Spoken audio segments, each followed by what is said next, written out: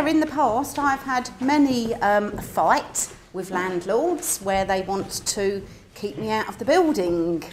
Gary, my husband, has been on many an episode with me where we've been up against bailiffs or the landlord because they won't let me in and I want to secure the assets. Usually I work with Ken on that one. But anyway, thank you for that, Ken. It is very daunting. As I said, if you want to learn any more, we will be outside afterwards. Last year, we looked at your feedback forms and quite a few of you actually said you wanted to know more about dodgy directors. I don't know whether they were your clients or people you know. So we thought, well, okay, let's tell you lock, stock and barrel, dodgy directors. What can I do? How am I acting? So, directors' duties. This is straight out of the Companies Act. But not many people, when they decide to be a director of a limited company, actually know the Companies Act exists. They just think, I'm going to set up a limited company because my accountant said I may pay less tax. But you can see on there, Companies Act, what a director should do. I haven't met many directors that have read the Companies Act inside out and know these things. I'm perhaps the saddo that does, but hey-ho. I'm not going to go through them. It is a long list. Basically, a director should act in the best interest of the company. That's quite simple.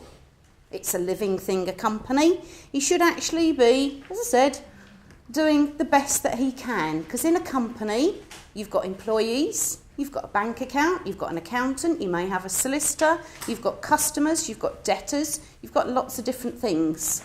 So the main one really is to act in the best interest of the company. Easy. So why do people get it wrong? Yeah. Maintaining books, filing, everything. Do they do it? Not always. So where the dodgy directors and when people fall foul of the Companies Act is when insolvency kicks in. An insolvency practitioner, that's me. I'm proud to be an insolvency practitioner and I love it. Director's duties is when a company director is insolvent and they appoint myself as liquidator.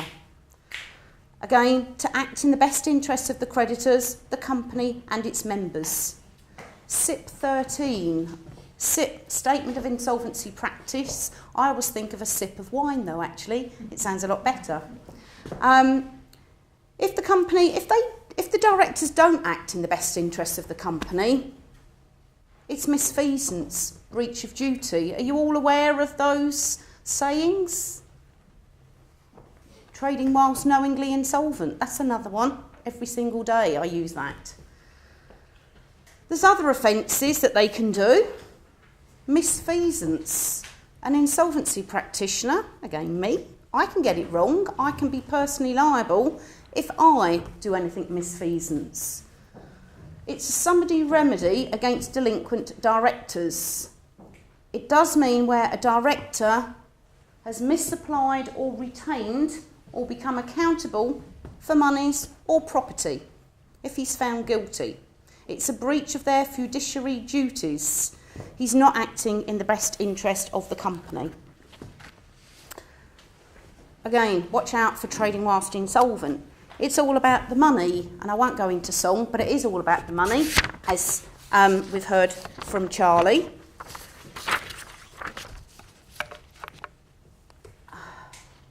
Sorry.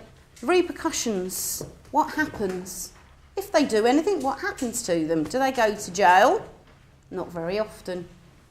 They are ordered by the judge to repay, restore, or to account to the company for the money or property. If somebody has actually went and sold something, as liquidator, I could actually go to the court and say, I want to restore it back. That's what I would recommend. Put it back to how it was. So if somebody had a lovely BMW and they've just nicked it from the company, it could be, do I want the money or do I want the Jag? Depends on what colour it is and whether it matches my shoes. Okay, moving on. The liquidator's duties. As I said before, it's when the company goes into liquidation. As a liquidator, I have got a statutory duty to carry out investigations. And remember on Luke's slide when you had the red devil? I don't know whether that was me, but sometimes I do have to be nasty. But I would sooner look a director in the eye and tell him he is going to have a problem if he wants me, because I'm not going to sweep anything underneath the carpet. It's taken me a long time to actually get my insolvency licence, and I'm not going to lose it for somebody trying to make a fast buck. And that's what it is. We're all professionals in the room. Why should we put our job on the line? Job means making money, making you happy, holiday spending. Why should we put our professional integrity on the line for somebody else? So yeah, I do have to be nasty sometimes to the directors. I normally tell the directors, I interview the directors. We send out questionnaires to the creditors to ask them to report to us. We look at the books and records. We sometimes ask key employees. Does everybody have to comply? Yes, they do. This is where, if I'm acting as an officer of the court, I can get any person that I want to deliver up the books and records or to answer questions. If they just say no, what can I do? I can actually ask them to attend court for a public or private hearing, and I will actually cross-examine them under oath. The only trouble is, sometimes people will lie on oath. So you have to make sure that you've got your facts straight. We can fine them. We can summon them to court. If they don't actually attend a court hearing, so what? Charlie said earlier, so what? We issue a warrant for their arrest. It's lovely interviewing somebody behind the bars, because then they can't hit you. Very nice. The books and records of a company, and again, a lot of accountants in the room do ask me this question quite a lot. Do I have to give my books and records of the company that I'm holding to this liquidator person? Yes, you do. They're going to report you. If not, you can keep your working papers because they're your personal files, but if you have got any company books and records, they can be called upon by the liquidator. And if the liquidator turns round and the accountant won't give it to you, what do? You can subpoena them to court to deliver it up to court. And what else would I do? I'd report you to your authorising body. That normally gets you to deliver them up. Okay. I'm not always nasty, but it depends on what hat you're wearing. So what are the other offences? Wrongful trading, fraudulent trading, preferences, transaction at undervalue. Are these words that people know, come across, you hear? Yeah?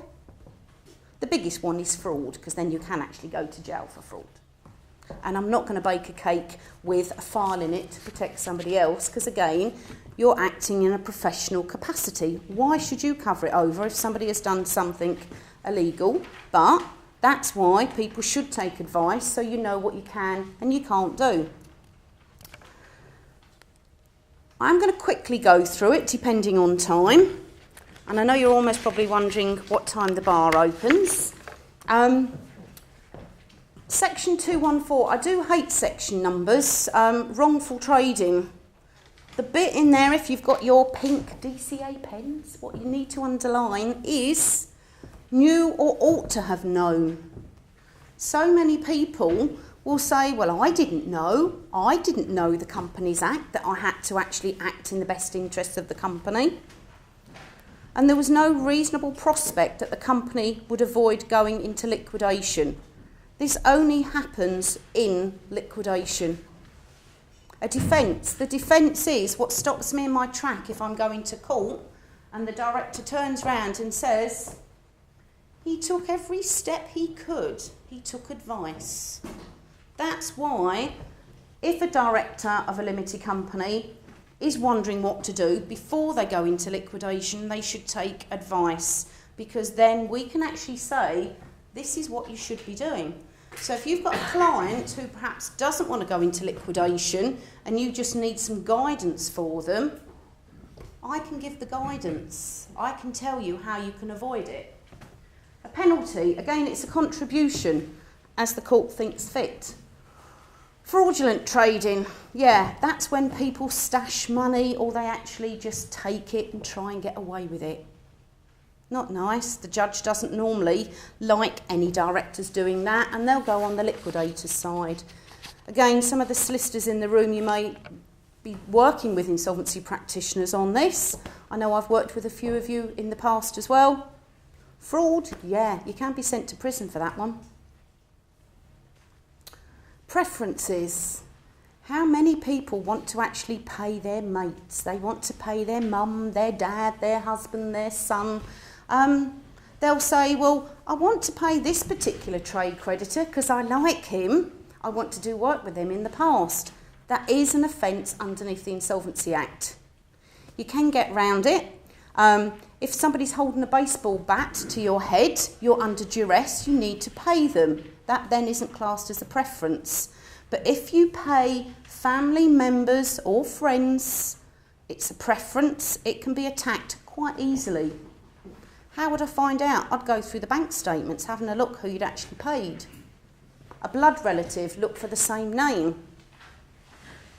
Doesn't take, a scientist or a genius to know some of these things, where you'd look for preferences. Have they got a car? Took the car themselves because they like it. The husband likes it or the wife likes it. It does go into more detail about if the parties are connected, 2 years. If they're not connected, 6 months. Transaction at undervalue. This is where Ken and myself do quite a lot of work together.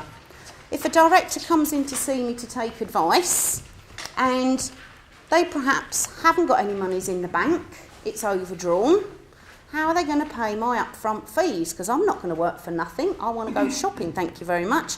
I've got DCA, a business to run. I've got to pay staff, everything else, like we all have.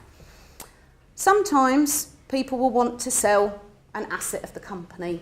What we'll always say is do yourself a favour if that's what you're doing, get an independent third-party valuation. So then if anyone attacks it, you've got your piece of paper. You can actually say, this is what it was valued at. I have actually paid that in. But it is paying for it, not just literally doing offsetting your director's loan account, because that's the preference you're preferring yourself. So you can do it. A lot of the time, transaction at undervalue is where people want to sell something. They just think, I'll give it away, no consideration. If it's a computer, so what? It's 10 quid. But it's still an asset of the company. But there are ways around it. Restriction on reuse of company name. There is a leaflet on it and I can email it to people. It's a question that I do get asked a lot, to be honest with you, because if you are a director of a limited company and say you're a hairdresser or an engineer, you're not going to change your mind to be a brain surgeon. You're going to carry on doing that type of business in the future. And people will actually say, well, how do you get round it? I spoke to somebody in the pub and they had Fred Bloggs Limited and Fred Bloggs UK Limited as set up. You've most probably all heard it. You've seen it. There are some double glazing companies that do it time and time again. How do they get round it? It is an offence underneath the Companies Act. You cannot use a name or trading name for 5 years. How people do get round it is perhaps that they have registered a company previously and they've been trading that company. It does have to be trading, it cannot be a dormant company. So if, for instance, you know that you've got your company here and you want to liquidate it, you can't say, well, I'll set it up now, because it's got to be trading for 12 months.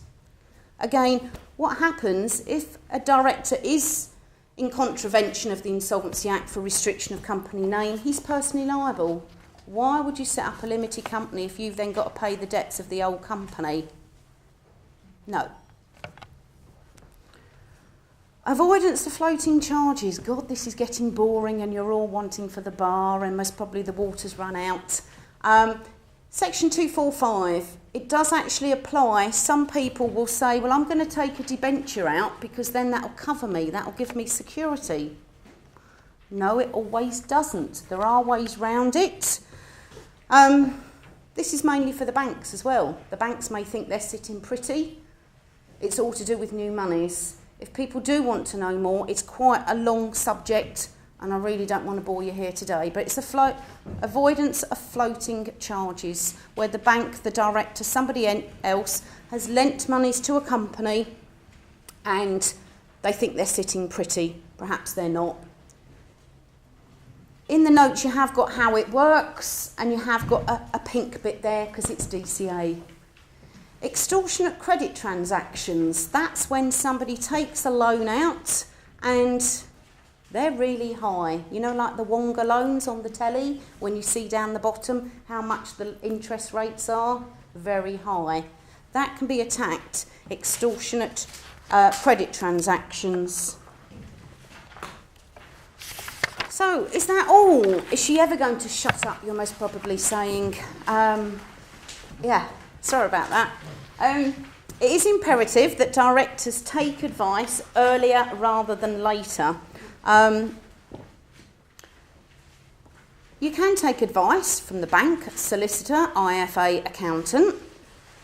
I'm none of those. I purely do insolvency.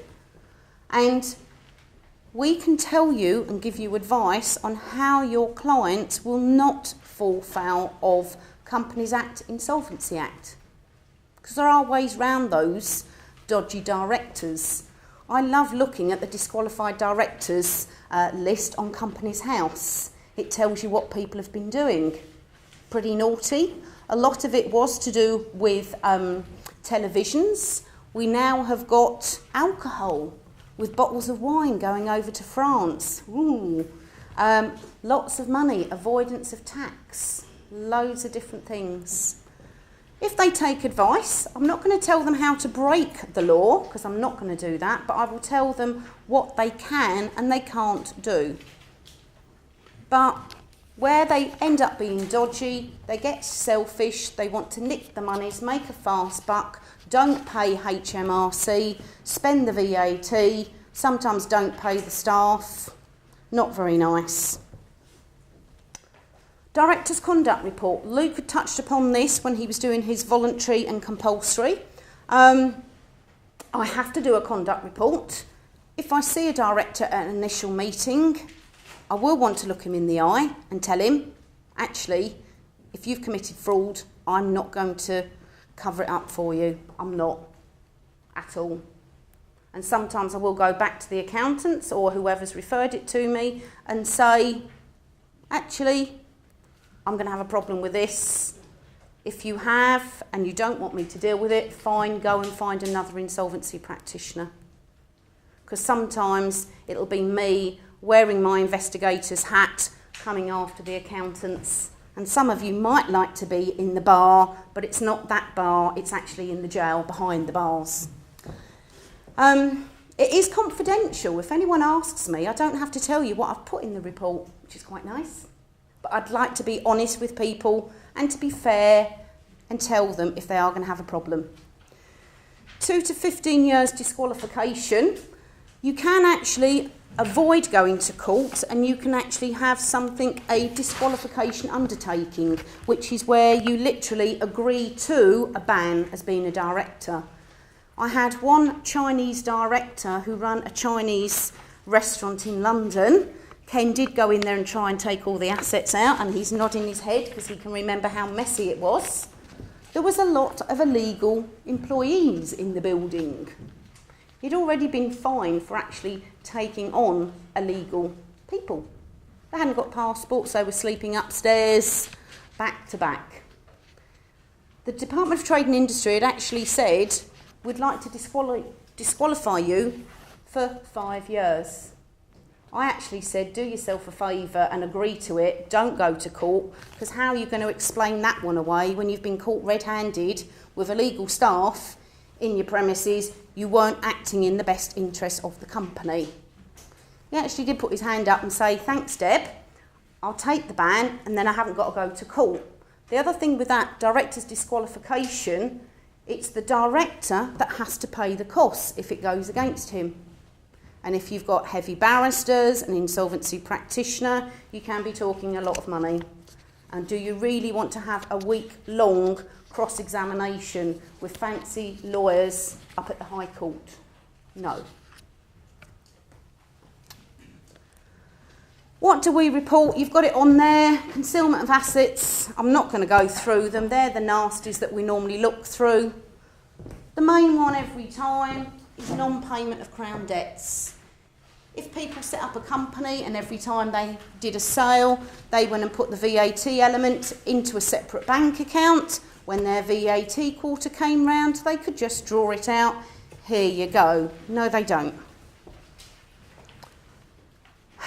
Oops, nearly giving it away. Anyway, conclusion. Directors, you can have dodgy directors. We're here today, protection, right at the beginning when we said what your clients need to know. They need to come and see us so we can give them advice.